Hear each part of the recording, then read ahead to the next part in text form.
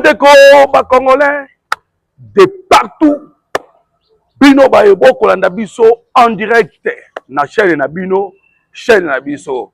Bonjour na bino bisika nyonso tout oyo bozali kozwa biso en direct parce que boyebi que bozalaka souvent na souci et surtout bino bandeko ya diaspora oyo bokolanda biso partout wana komona bandeko ya Angola, ya Afrique du Sud, ya Europe pe ya mokili mobimba. Bozalaka tellement na souci pona bokoma na koyeba la situation ya mboka na bino Congo, mboka na biso. Voilà pourquoi bochaka ba méga na bino en jeu de sorte que bokoma na koyeba la situation ya mboka Congo. Alors bandeko, mboka otolobaka mboka Congo, mboka munene makambu pe ebele. Voilà bandeko, tokobeta masolo awa elongo na bino na kati ya émission tokosolola okoyeba la situation ya Uvira. Bandeko ba Congolais parce que awa tokobeta na bino masolo mokonza mboka Félix Antoine Tshisekedi Tshilombo a kotisi une réunion d'urgence pour la situation ya Uvira. Okoyeba yango awa na kati ya émission tokosolola bandeko tokokende na ba détails nyonso. Okoyeba pourquoi les wazalendo batomboki. Tokosolola awa okoyeba pe le pourquoi nomination wana ya Kasita esalamaki ndenge nini, nani apesaki mot d'ordre pe elekanaki ndenge nini pe pona nini. Et surtout bandeko boyebi ke moment oyo tozali ezali moment moko très sérieux. Pourquoi? Parce que la ville de Uvira est menacée par Banguna Mboka Congo. Hey, awa toko solola na bino bandeko okoyeba la situation. Toko solola sou bandeko na nga ba Congolais, wana na ko attirer attention na bino parce que ça sérieux. Bandeko, on a kolobezali sérieux. Webi ke Mboka Congo avec les richesses Banguna basangani ebele. Okoyeba pourquoi le président Tshisekedi a sali voyage ya lombango mingi na Guinée na makambo etali la communauté des États d'Afrique centrale. Et alors que mokonza mboka avait rejeté kokende na Madagascar, mais nini elekanaka na Madagascar? Na Madagascar kuna ezalaka réunion ya SADC. Et on a connu Sabino Bandeko, la RDC a fait sa sumbongo à SADC. Pourquoi? Parce que SADC a continué à faire complicité. Toko solo la nabino elongo na kati ya émission, vous allez savoir makambwana nyo surtout et kosalama pona nini. Alors bandeko awape ayez votre patience. En tout cas na kosenga na bino, vous patientez parce que je vais vous révéler le plan. Je vais vous révéler le plan aux États-Unis d'Amérique à préparer pour Nandeko Paul Kagame. Parce que Kagame a coaché Moutou Makasi. A outi kokoti ça 750 militaires. 750 militaires. A outi kokoti ça. A salaki parade. Parade a salaki nakacha parade wana boakela ki Donald Trump mabanga. Bandeko, nous qui suivons la situation en Mboka, chaque jour, tokendaka na Rwanda, toyokaka oyo Paul Kagame alobaka. Vous savez que Paul Kagame bandeko abimi liboso ya média. Ayebisa ba américain, il y a certaines personnes qui pensent nous avoir créé et qu'ils ont quelque chose toujours à nous imposer. Donc ye Kagame hein, aboy ba américain ba imposer ye, mais ya imposer biso. Na koyebisa o bandeko la réponse il y a Donald Trump et le jour où il y a parade, Bandeko Kagame a préparé 6000 personnes. Alors, voilà pourquoi je vous dirai maintenant quelle est la décision des États-Unis d'Amérique. Les États-Unis d'Amérique a décidé pour agir. Oui, pourquoi Bandeko? Parce que, l'Amérique va comprendre que Kagame s'impose, il ne veut pas, il veut la guerre. Et voilà pourquoi tu peux une révélation. Mais qu'on n'aime pas goûter, patienter, parce que ah, tu peux mboka Congo. Et pourquoi ok na lombango mingi yoka makambo tali mboka na yo mboka na biso.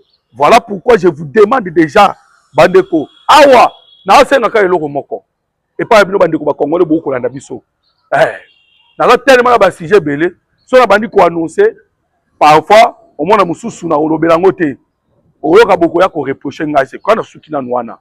Mais je vous demande une chose, état que Congolais, commentez simplement notre émission. Lobaka kana ko soutenir mon pays à maman papa ata obota malibanda soki ba susu eza awa lobana ko soutenir pays à papa et maman parce que le pays a besoin de votre soutien bandeko Congolais. Na c'est ça koloba te.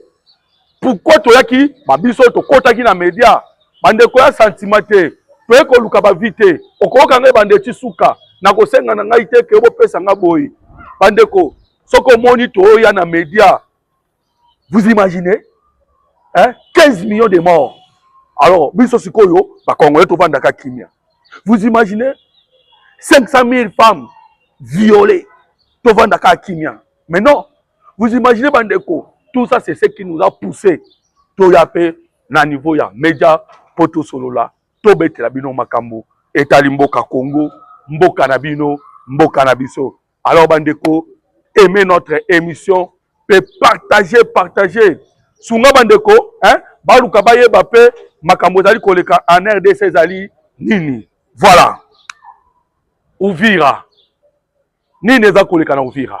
Bandeko nanga ba Congolais. À un moment, ça fait mal. Makambo koleka na Uvira, ça fait mal. Webi pourquoi tout le babongo? C'est parce que ennemi a outi kolia poussière. Le kola nyoka.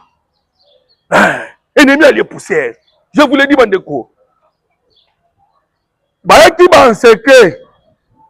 Bandeko ba Wazalendo. Ils ont encerclé. Le Wazalendo et le FARDC. Parce que toi Angela Kamanyola. Tu as dit que la route nationale numéro 2. Oye ke mpanza ko kita pa à Mwenga.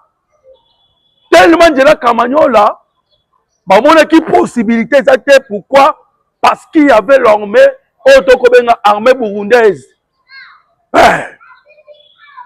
Ainsi que les Wazalendo, le FARDC. Bandeko. Le projet na bango ezanini.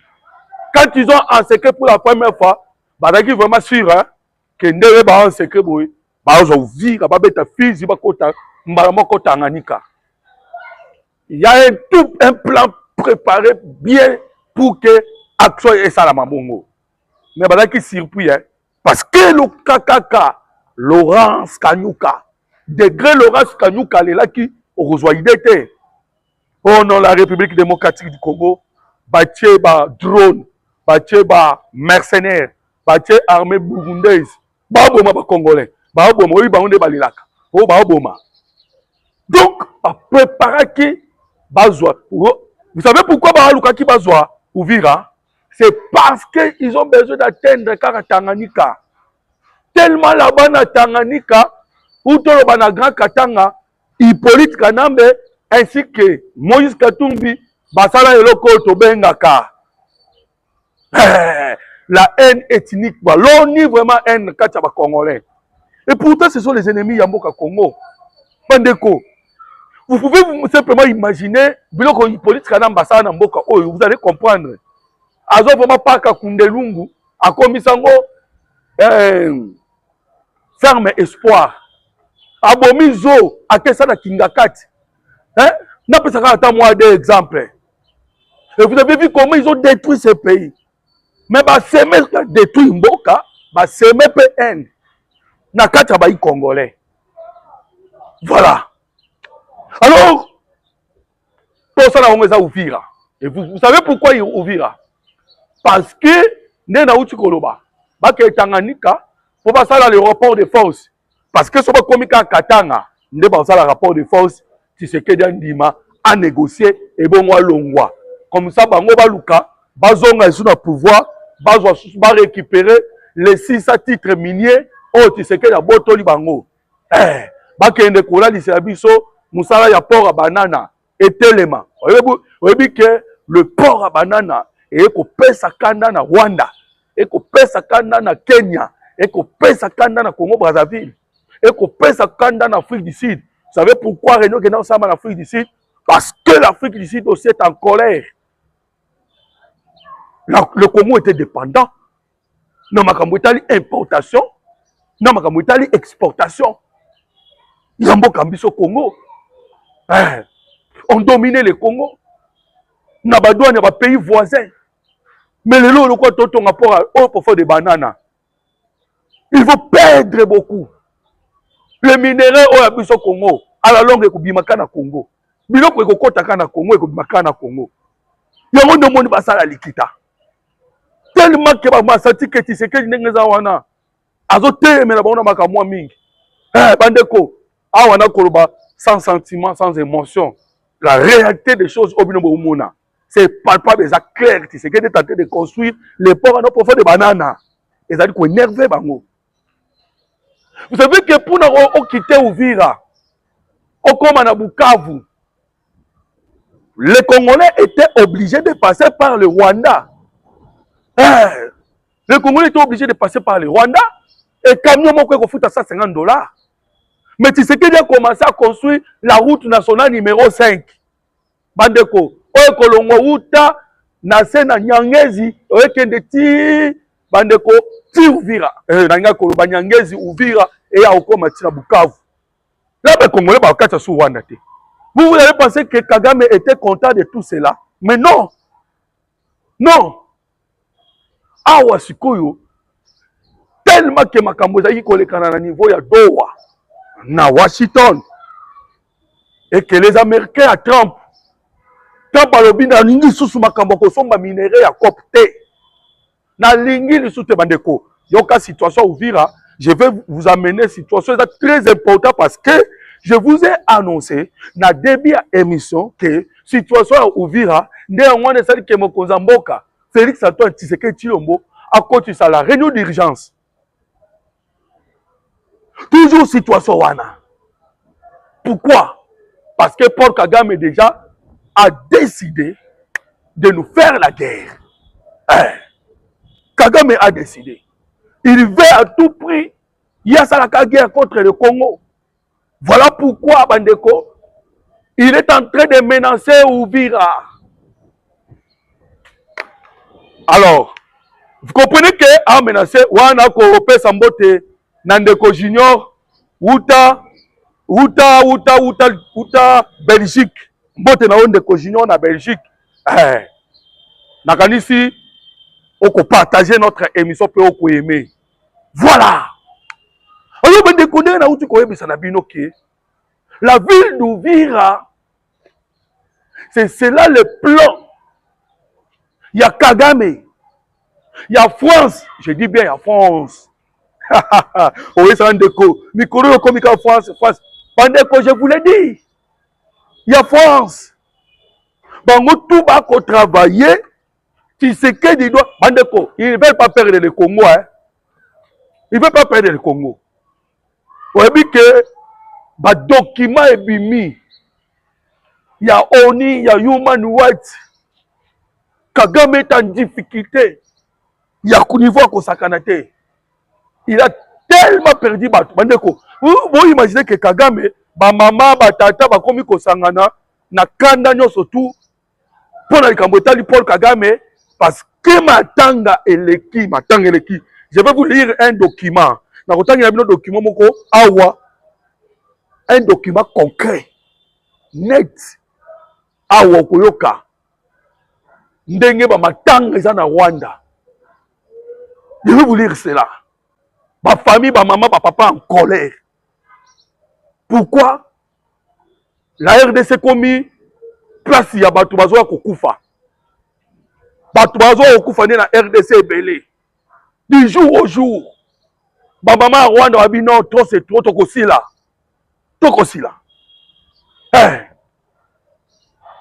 Alors l'armée congolaise a lobby nini. Très cher frère congolais. L'armée congolaise a lobby qu'il y a une main noire. na likambo ekoleka lelo na Uvira entre le Wazalendo qui s'oppose à Gassita. Oui, ils ont raison de s'opposer à Gassita, mais Babi, il y a une main noire. Ça, c'est l'armée congolaise. Alors, main noire, on est où tu as pu.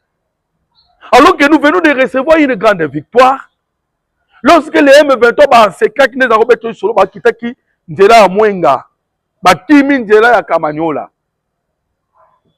ba en secret FARDC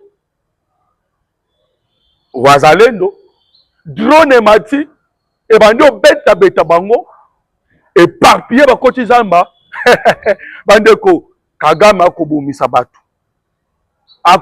batu na Congo pe na mboka na ye. Parce que je vous dis que événement où on est le Kanaki, lorsque drone a bêti, ba lokoti ba M23 a fait le coup la ba lokota kambinzo. Boye kaka pa ba Wazalendo. Kagame est quoi supportable quoi bon côté. Ça c'est bien que Kagame ba victoire non sa zui. Ba victoire on a zui en na nzela ya makila. Tous les victoires a zui. Yako sopa makila. Babenga kaona armée débordement. Lorsque l'armée a causé le débordement, c'est-à-dire que à cause de ça, il y aura beaucoup de sang qui va couler. Il y a un débordement. Maintenant, le moment où on prépare le débordement, on préparer le débordement. Mais quand on a ouvert, et ça l'avantage de ouvrir à tes bandeko. Je sais que bandeko ouvrir un peu de partout, beaucoup je vous demande bandeko ba congolais ko benda na entre vous ezali ko fungula porte pour les ennemis. Kagame bandeko, il a demandé ce qu'il a demandé na la République démocratique du Congo ainsi qu'aux États-Unis d'Amérique. Le président Tshisekedi a dit que Paul Kagame yebisa biso olingini na Congo au FDLR oh les Tutsis, je ne peux pas laisser les Tutsis mourir. Kagame a avancé beaucoup de raisons. Le président Tshisekedi a dit moi aussi je suis d'accord.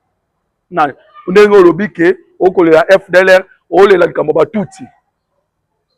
Les États-Unis to bana ku na Angola abebisi makambo Angola. To eko koma les États-Unis d'Amérique. Processus de Washington.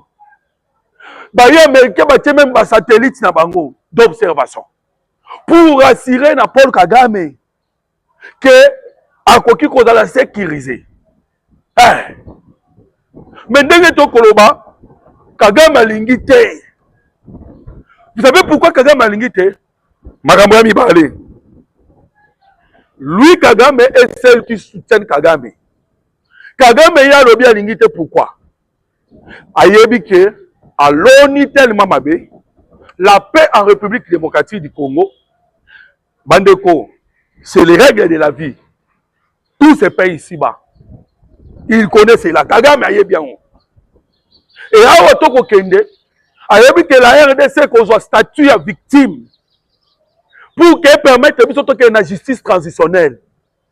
La justice transitionnelle, et qu'on sait la réparation, et qu'on sait la vérité, et qu'on sait la justice, et qu'on sait appelle la non-répétition et le garantie de non-répétition à la guerre.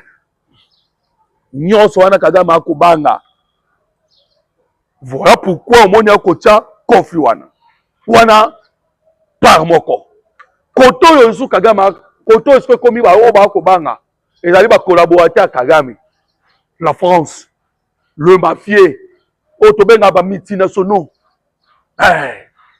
Parce que dès qu'on a un téléphone Oyo, c'est le téléphone du sang.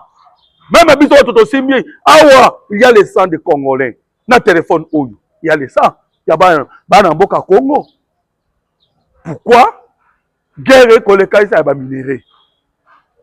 Minérer. Maintenant, nous ne pouvons pas donner à la RDC le statut de victime pour qu'elle va reconnaître le génocide de Banamboka Congo. Une fois qu'ils reconnaissent qu'il y a eu un génocide dans Mboka Congo, Malmoko Congo est comme une victime et comme intouchable. Mais, selon leur plan, il y a 1885, conférence de Berlin, le plan est à la Kindereni. La RDC est allée au la zone neutre, où tous les multinationaux mondiaux vont copier. Maintenant, comment est-ce qu'ils vont piller sans tuer? Parce que depuis 1885, on va découvrir qui Congo va découvrir qui caoutchouc. C'est là où misère ya Congo bandaki. Et caoutchouc est fait couler qui makila. Si tu es comme na cuivre, le long on est na coltan, mbamoko to sali auto bengaka record. À l'époque, on nous parle de 2 millions, il y en a même qui disent 5 millions. Mais aujourd'hui, guerre à Est, on parle aujourd'hui de 15 millions. Voilà les problèmes. Alors, bandeko, tout le monde est tourna. Mendeko Moloto, Yebisa Bisso. Qu'est-ce qui se passe au juste? Trump nous a dit déjà qu'il a mis fin à la guerre. Trump a lobby à ça qui guerre. Mendeko ni guerre en Ouest la terre. Kagame a kokota kaba soda. Outu Koloba. Je viens de le dire. Que Kagame a coté ici à peu près 750. Sans côté les 6 000 ou à mobiliser qui. Ou à Ibsa Bango Boza l'après. Si on peut me souhaiter côté qui tu es mais le 750 a outu kokota lobby na il y a Idjou. Territoire à Idjou. Alors on m'a posé la question. Alors je vais essayer de répondre à cela et le monde a bino bandeko ba congolais de partout botali ko na biso. La question a été celle-ci. Balobi, mais comment bino bandeko ba Congo nani Kagame avec tout ce que les Américains bassaient. Kagame a lokotaka na Congo. Mais processus de Washington est wapi? Processus pe adowa ezali wapi? Wa mutuna batuninga bandeko, ça fait mal bandeko ba ko souffrir parce que zamboka na bango ba komona o tout ça ko lekana ezali ko inquiéter bango. Mais mon frère congolais, je vais vous dire le pourquoi ya nyonso wana. Le problème est aboye. Na niveau des États-Unis d'Amérique, il y a des mafieux. On va côté maintenant nous Trump na dossier à Congo. Ndé moni makambo ezali kaka kokoma mulai. Lui-même Donald Trump déjà yebi. Mboko ya ba interview à Trump alobaki boule. Lorsque batuna ki Trump, question. Donald Trump alobi que makambo Congo est sérieux. Voilà la réponse Trump a fait si. Aïe makambo Congo est sérieux. Il savait que des multinationaux baraki derrière. Mandeko, ça c'est un problème hein. Na uti ko bango bandi le loté. Uta 1885. Vous imaginez que uta époque wana makambo e banda. Il y avait 3 institutions. On a dit que gérer mboka Congo et Léopold Demo Avandi. Tout ça qui est une administration coloniale. Il y avait des multinationaux. Il y avait aussi les catholiques. Voilà pourquoi l'Obi Bomonaki, l'envoyé spécial, il y a sous-région, le conseiller, il y a Donald Trump, Massad Boulos, avec na pape, Oasika. Bakele Koswani. N'est-ce pas Makambo Congo? Tant que Bomonaka Bambongo, Ambongo Kutu, Azali na Vatican, Asalaki déclaration de Vatican, Ambongo. Alobinin, Ambongo est allé dire ceci. Tout le monde a peur de Trump, en colère. Alors que Trump, Alobinaï, n'a sauvé ma vie. Alors que Trump a boyi l'exploitation illégale des minéraux. Alors, le président Tshisekedi a cotisé réunion d'urgence. A cotisé réunion d'urgence. Pour le dossier ouvrir, ainsi pour le dossier, il y a une institution. Pourquoi? Parce qu'il y a eu le député, Kefo Vital Kamerhe a tombé. Je pense que Bandeko, na kozonge na pona si ça kopesa une réponse. Il y a ma guerre. Na kozonge na ngo parce que na koti makambu ya mambo institution na kozonga wana. Pour vous dire que il suit kozandeni. tokosuka wapi. Je vais vous le dire cela.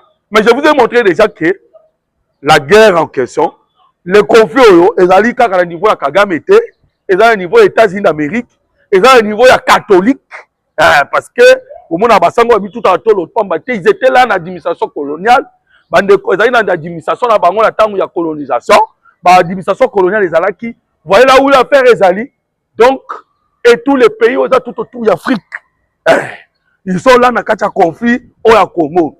Voilà pourquoi mon même Mokozamboka Tiki Sadek. Voilà pourquoi Mokozamboka Tiki EAC. Aujourd'hui, nous avons collaboré dans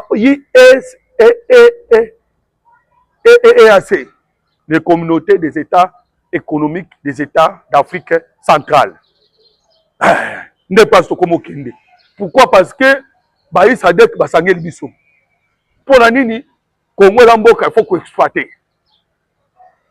Basi d'Afrique bana kanda ya port d'Urban minerai kenete bana Namibie bana kanda minerai bimana Namibie kuna Afrique d'ici bazaki pe kolia na minerai Kabila kaboya ki bango.